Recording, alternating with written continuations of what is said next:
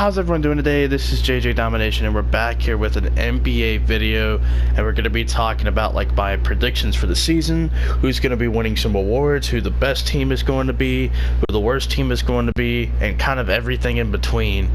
Possibly talking about people who like are going to win, like I said, the major awards, who's going to be representing the conferences in the finals, and who is going to be taking home that bad boy. So first, I'm going to start off with the best record in the NBA, the best regular season team pretty much. And I think it is going to be the Golden State Warriors. I mean, they practically have 5 All-Stars on their team.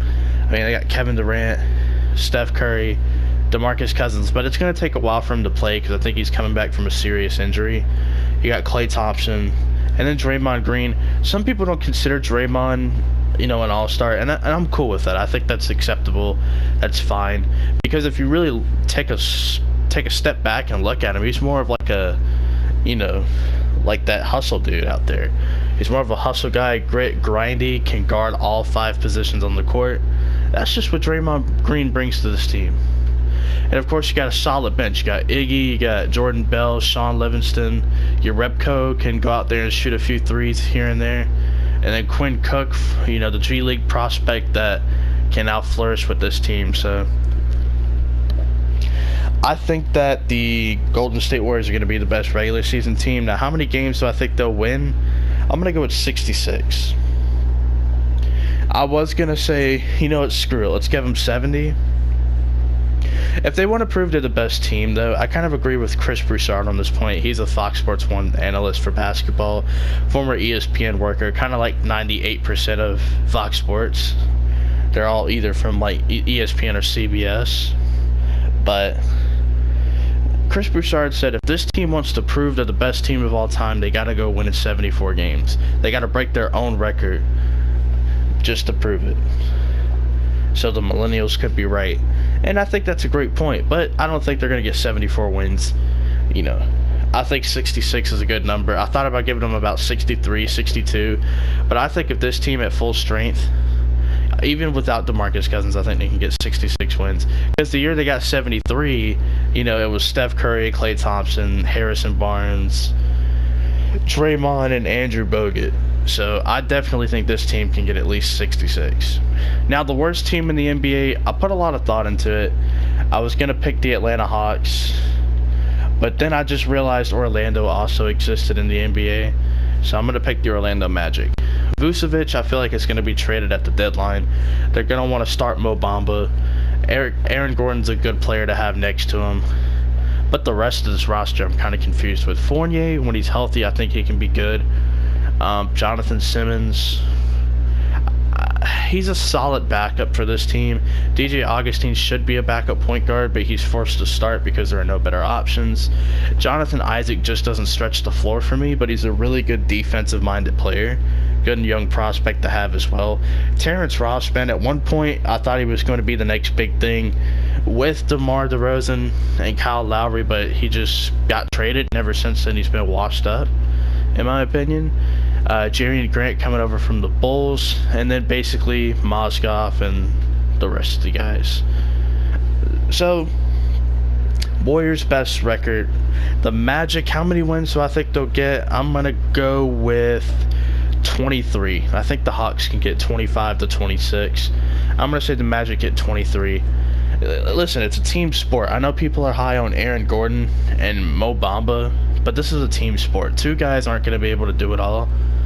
And it's the same thing with, every team that LeBron's on. Everyone thinks, oh, it's just him and everyone else. No, it's a team sport. LeBron can't make people hit their shots, and, his teammates can't make LeBron do everything for him. So, you know what I mean? It's a team sport.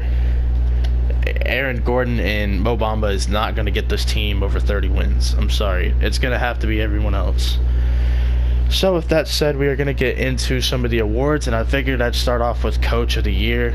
I think it's a very important award. I think people really sleep on Coach of the Year awards, and for good reason. Maybe because, I don't know, the last guy who won it got fired, and he still won the damn thing. But we're going to go with Brad Stevens and the Boston Celtics. I think this is the year he finally wins it. I think the last 2 years he's kind of been robbed of it. especially what he was able to do with Isaiah Thomas 2 years ago, and then last season without Kyrie and Gordon Hayward. I think this year he's just going to get it. I mean, this team right here in Boston, they could win anywhere between 57 and 62 games this year.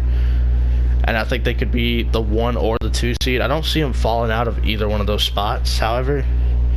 I think this is going to be their year. They're the team to beat out here in the East. You got Kyrie, Gordon Hayward coming back, Jason Tatum, Al Horford, Jaylen Brown, Terry Rozier, Marcus Smart, Marcus Morris, Aaron Baines, a.k.a. the Man Bun. And then these guys, they don't really play, but they're good depth in case, you know, they need to come in. They're not bad options. So, I'm going to give Coach of the Year to my boy Brad Stevens. Now, when it comes to Most Improved Player of the Year, you really got to look for someone to take that next step. You know, last year it was Victor Oladipo. He took a big step. He went from being like, you know, having one of his most least efficient years in OKC to being traded to Indiana and having one of his best years. Not even one of his best years, the best year of his career. And he made an all-star team, I believe. So, great stuff from Victor Oladipo. Who is going to be the Most Improved Player of the Year? You know, I thought about putting Tobias Harris in this award race. I think he's going to have another one of those great years. But a guy that I am high on, I gotta tell you, man, it's De'Aaron Fox. You know, last season he had a solid rookie year. Didn't shoot particularly well, but he was a really good defender, and he was a good facilitator for a team that was really bad in the Sacramento Kings. They added Marvin Bagley. They have Zebo. They just have really good players all around. Not like really good players, but I feel like these guys fit as a team. I mean, you got your rebounder in Cauley Stein. You got your facilitator. You got your three-point shooter. You got your traditional 4 who can kind of stretch the floor. I mean, C-3 is not good, but can kind of stretch. You got your savvy 6-man veteran in Zebo. You got your starting small forward, you know, the foreign dude that can hit threes.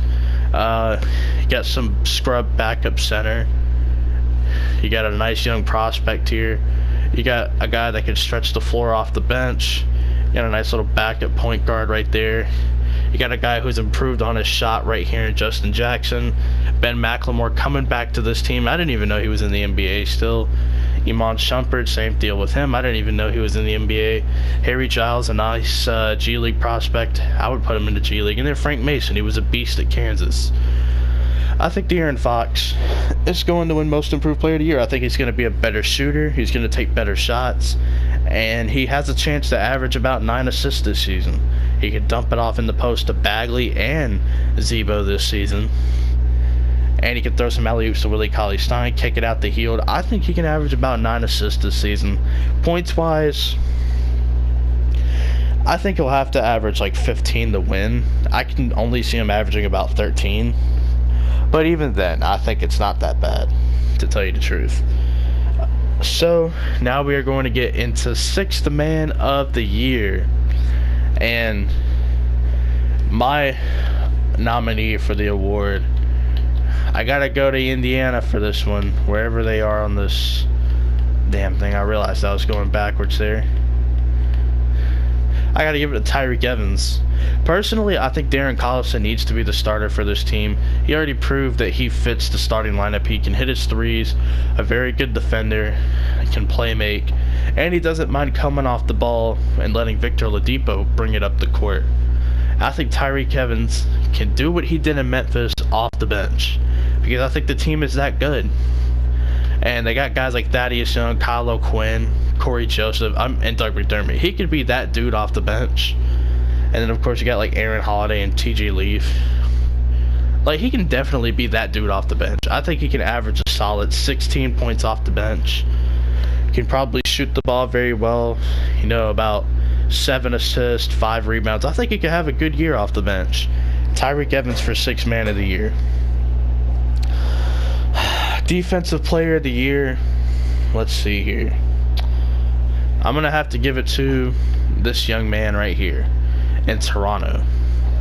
I think Kawhi Leonard is going to win the award. I had Anthony Davis also potentially winning this award. But I had to, come to my senses and choose one, and that's going to be Kawhi Leonard. I think he can win this award if he's playing at full strength this year. If he's really committed to playing here in Toronto, he can win Defensive Player of the Year. He's on a team that is already defensively minded with Kyle Lowry, Serge, Jonas Valanciunas isn't bad either. He's more of a finesse guy, though. And, of course, his partner in crime, Danny Green, and OG Anunoby. He's not bad either as a defensive-minded player. And I think Kawhi's going to win the award. I think he can average about 2 steals, 1.5 blocks. He's going to be very efficient. He may even be top 5 in the MVP voting when it's all said and done. But for now, I think it's just safe to say Defensive Player of the Year. Now, when it comes to Rookie of the Year, this one isn't even hard, bro. I have to go to Philadelphia, and I gotta say it's Ben Simmons. Ben Simmons is still a rookie, and I think he's going to be the first player in NBA history to win back-to-back Rookie of the Years. I don't know how it's possible, but I know for a fact if anybody can do it, it's Ben Simmons. Ben Simmons is the only basketball player on the planet that can win back-to-back Rookie of the Year. I think it's going to happen. Call me crazy. I'm just playing. Obviously, Ben Simmons is not a rookie. He wasn't even a rookie when he won the award, but technically it was his first year playing, so they gave it to him anyway, even though he's been in the league for a couple of years. I want to say Jaren Jackson Jr. I'm going to go out on a limb. Everyone's saying DeAndre Ayton, Luka Doncic, and even I've heard some Marvin Bagley's, Kevin Knox. I'm going to give it to Jaren Jackson Jr. He can stretch the floor. He can switch on the pick and roll, one of the most versatile defenders in the draft. And he's going to be playing on a team where this team could potentially be blown up. Marc Gasol could be traded at the deadline. Conley could be traded at the deadline. And then it becomes Jaren Jackson Jr.'s team. And I think he is going to have to play really well for this team to do anything. But if this team starts to play well out of the gate and they start to surprise people and fight for the 8th seed in the West, like I think they possibly can, I'm not saying they will, but they possibly can, then I think Jaren Jackson Jr. will win Rookie of the Year. I think he's going to have a good year. I watched one Summer League game of him. I need to watch a little bit more of him, but from what I saw, the man looks like he's going to be a beast. I mean, he's blocking shots. He's, shooting threes off of the pick and pop. He's doing a lot of great stuff. And I think he's going to continue to do that. I mean, I like to switch it up a bit. That's why I went with Jaren Jackson Jr. It's so easy to go with Luka Doncic because he has, technically pro experience, I guess. It could have been easy for me to pick DeAndre Ayton just because he was the number 1 overall pick. I could have picked Kevin Knox because he's going to be one of a couple of dudes in New York.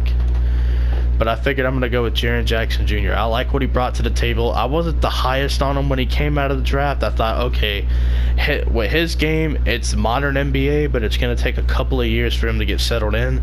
He already looks like a grown man out there, so I think he's going to be good to go. And wait, is this the final award? Yeah, finally we get the MVP. The way the NBA works, they don't necessarily give it to the best player, and if that were the case, LeBron would be winning the award every single year. But I got 2 nominees. This is honestly the first and only tie for an award that I have so far, and one of them, it's going to be Giannis Antetokounmpo. I think Giannis is going to be a beast this year, and I think Milwaukee could surprise some people, and they could potentially be the 3rd seed in the East.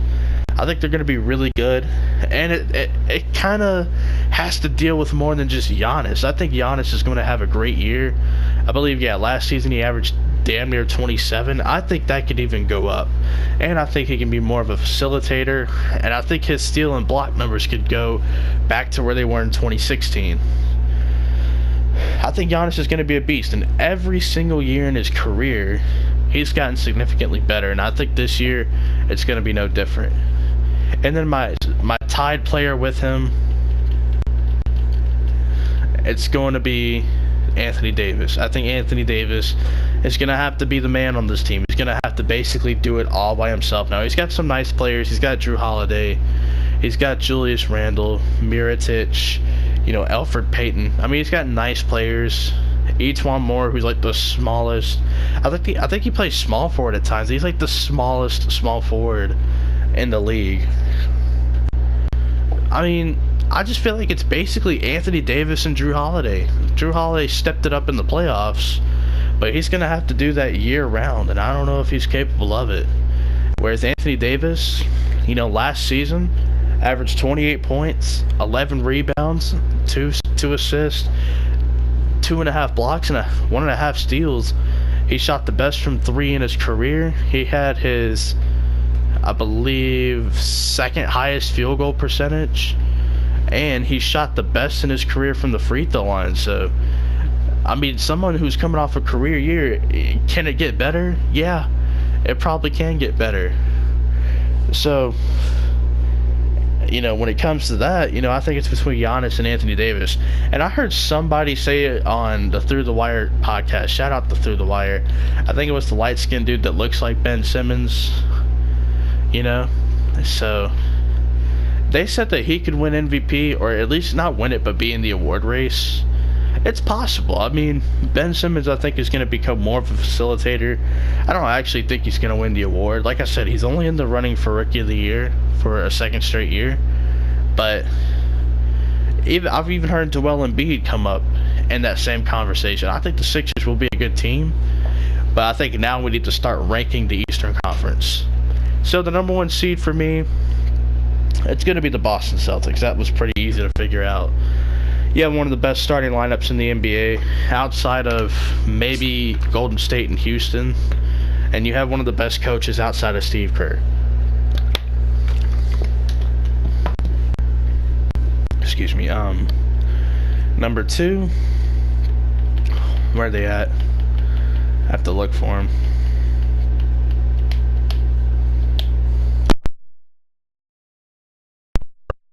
Toronto now. The 2nd seed, I think they're going to be good.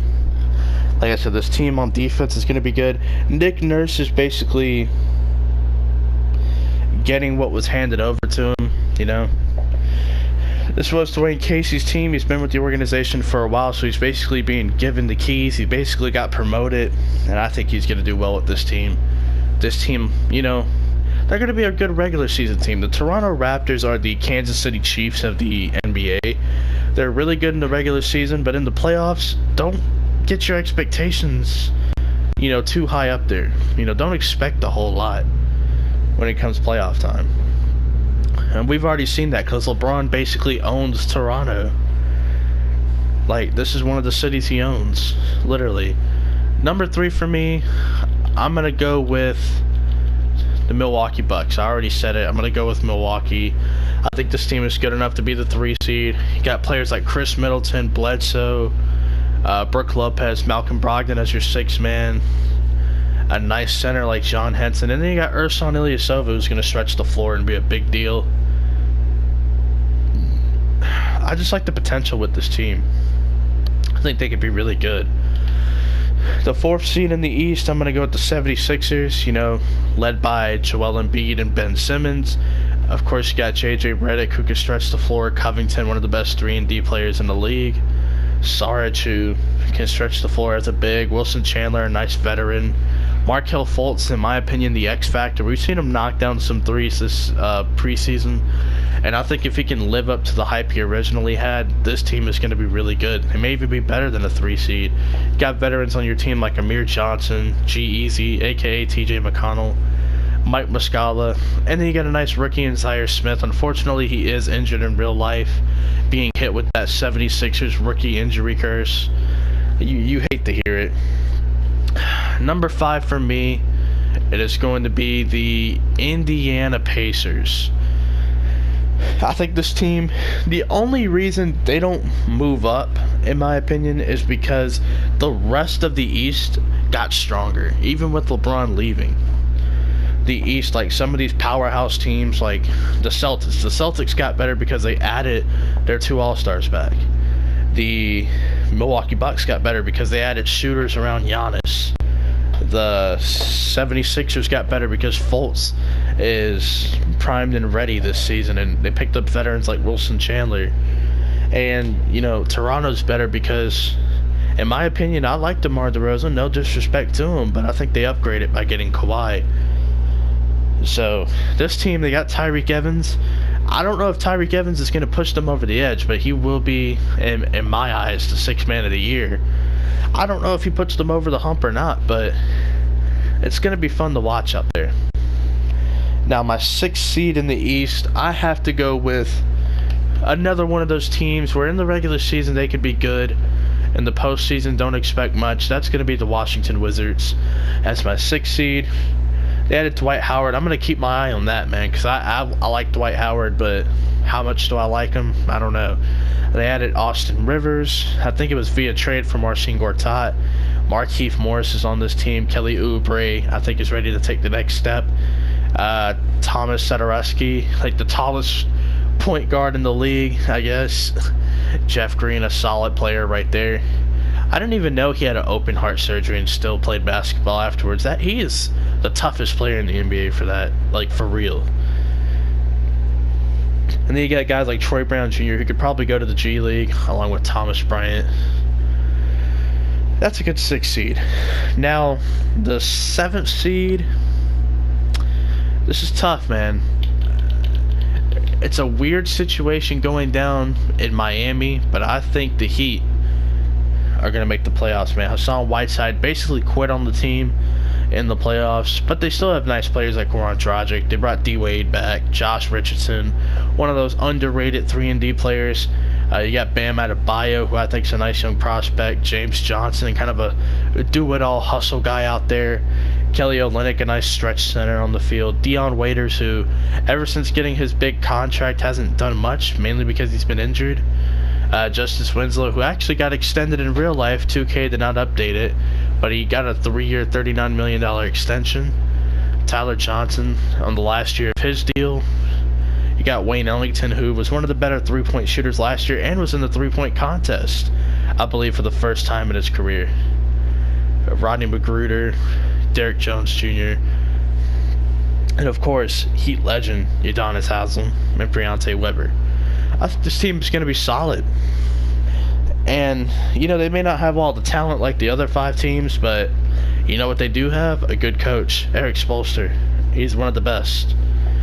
Now, the 8th spot, I considered the Chicago Bulls, and I considered the Brooklyn Nets, but ultimately I think the Detroit Pistons are going to get in.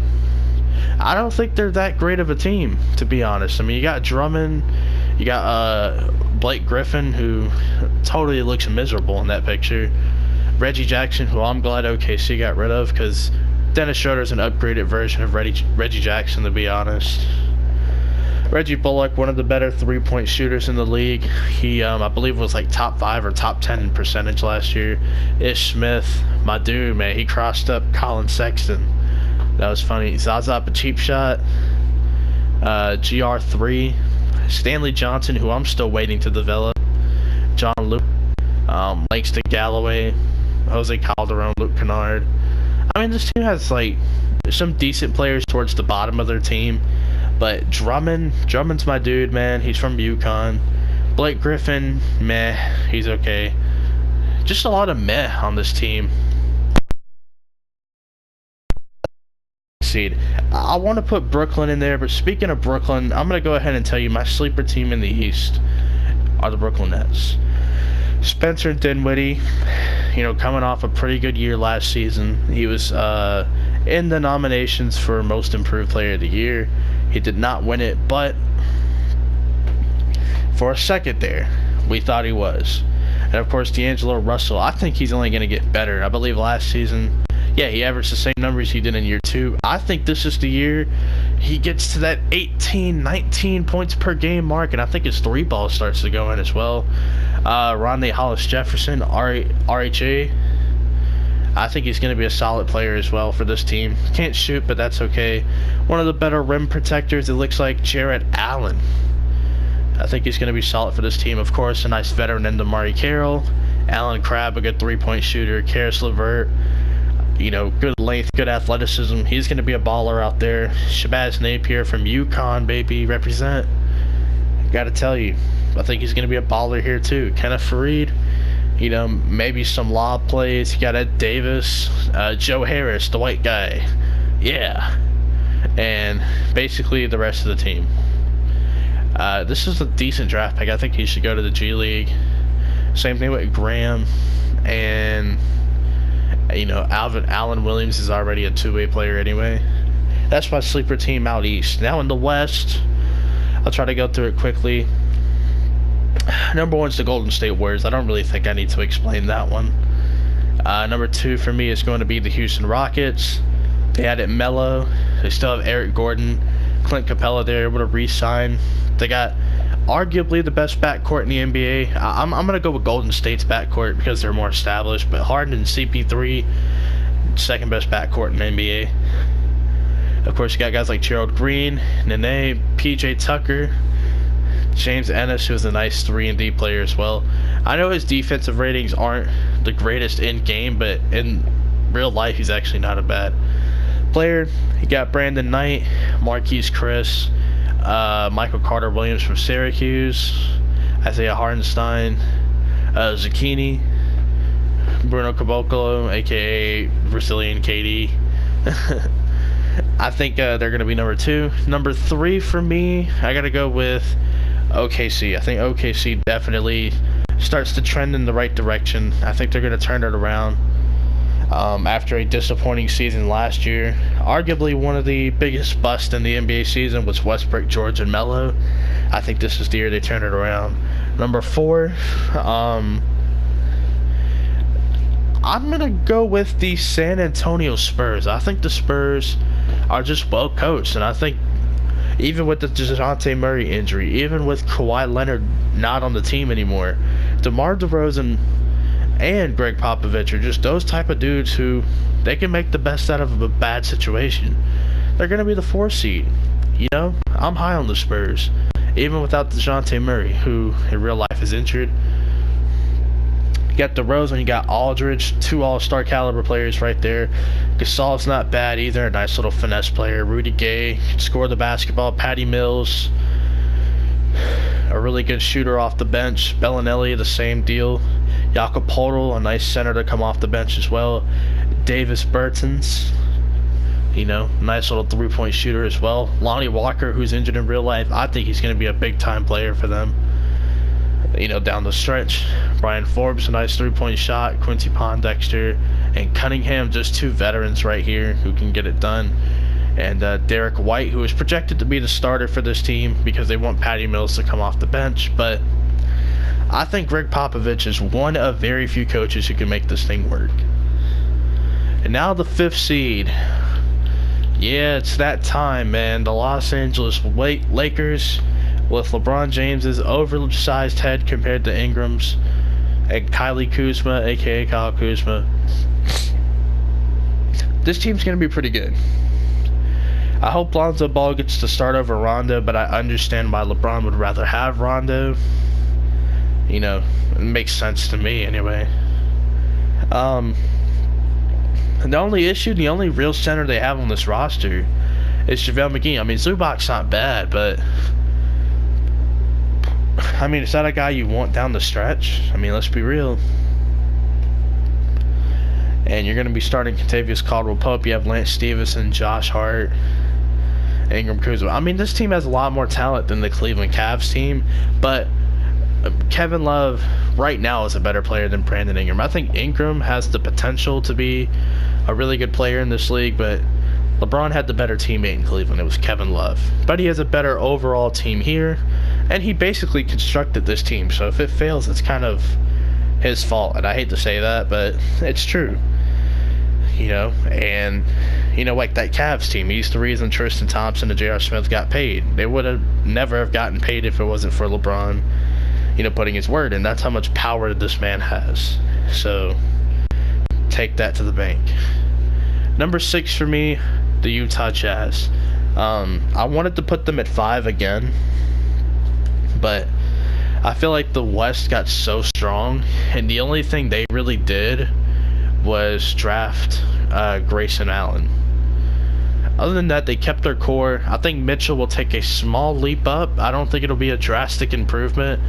over what he did in his rookie year. I think he'll probably average the same points.